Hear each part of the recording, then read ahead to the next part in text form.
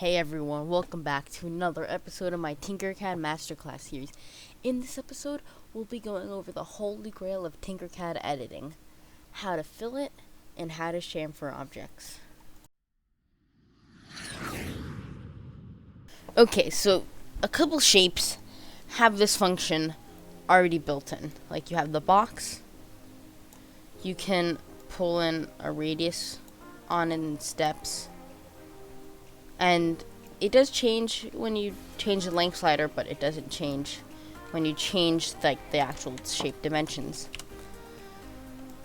I know that circles, cylinders also do have it with their bevel, and you can change the bevel segments. But let's say you have a shape that doesn't have this. You have this not round roof, but you have this roof, and you want to try to make a fillet. The first step is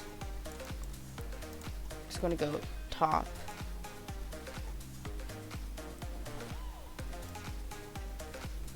I'm just going to use the arrow keys to try to find kind of the center of this.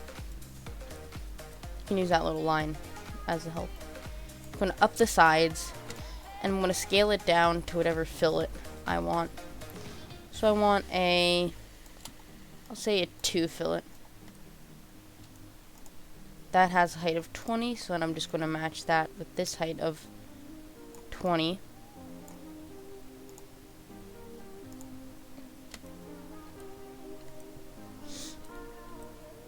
So then, see, it kind of doesn't line up.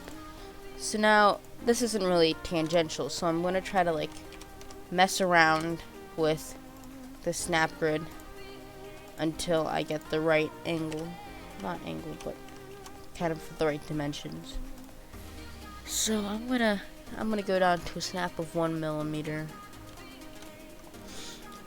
That's pretty close. I think that should be close enough for what we're doing. So now I'm going to take that, I'm going to turn it into a hole. Now I'm not going to group it with this, like diamond shape. What I am going to do is I'm going to pull in a box.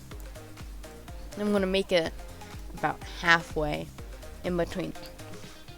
So then I'm going to just group these two. I'm going to unhide this shape. And I can already see that I went too far with this, because then what will happen is I just group these. Oops, wrong way. Just to group this. See how we're getting kind of close, except this went too far. So now I just ungroup that, and then in this double click mode, I'm just going to keep using the arrows till I try to get to that point where the two of them meet. Say about right there. That's a hole, and then I can group it. Now, the fillet doesn't look the best in this design, but as far as I'm concerned, when I'm going to be printing this, that's such a minuscule error that it's less than 0.1 millimeters. It's really just not going to matter. It's going to look not the best in the design, but just not going to matter. Another thing is, we'll do the rest of these on a box, because it's 90 degrees, which makes it a lot easier. What we can do to get a fillet and a chamfer is just use the wedge tool. So now you can change the height of it to change how shallow, how deep the angle is. Change that to 6 to 6. I can make that a hole, group it, and then that way I can selectively chamfer an edge.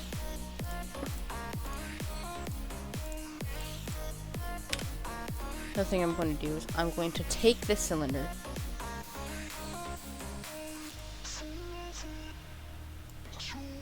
at 90 degrees. I'm going to turn it into a hole. I'm going to up the sides. I'm going to pull in another box. Now this is what I like to call like my fillet tool.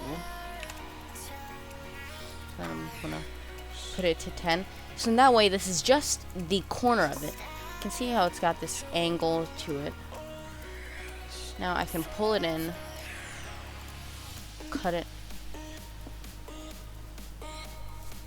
So then that way, you just filleted an edge. Now this is by far one of the coolest things that you can do. Because most people say, you can't fillet in TinkerCad. But you can. Another thing is you can use the Workplane tool. You can see my video on Workplane tools if you don't know how to use it. To basically do the exact same thing of making the fillet tool. If, assuming like, that is a 90-degree angle. Scale that down to like 10, we'll say about. How big is this? This is 3. Actually I'll scale that up to about 4. So then I can just pull in a box, make it 2 by 2. Extend the hell out of it. Actually don't. Just pull this down.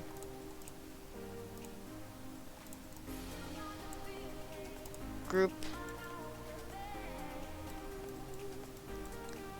I can then just rotate it 90 degrees.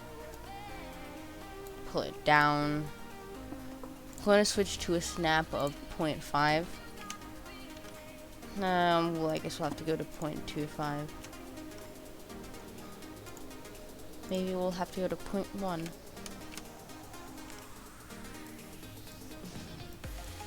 I'm going to try to add the Workplane and see if that helps a little bit.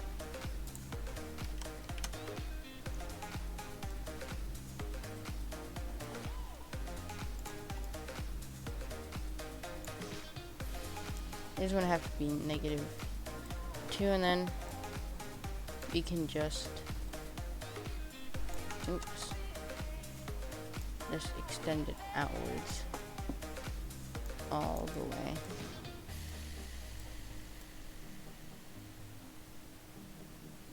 This one, I think you can switch it to just align these so that way it's right in the middle. It might not be like the exact radius you want, but it's about close enough to the radius that will work. So one important thing is that the circle has to be tangential.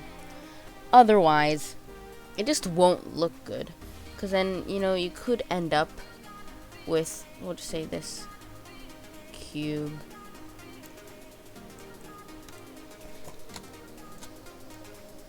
We'll just say scale down to 10. I'll pull up the snap back to 1 millimeter. So I'll just make the slicing core.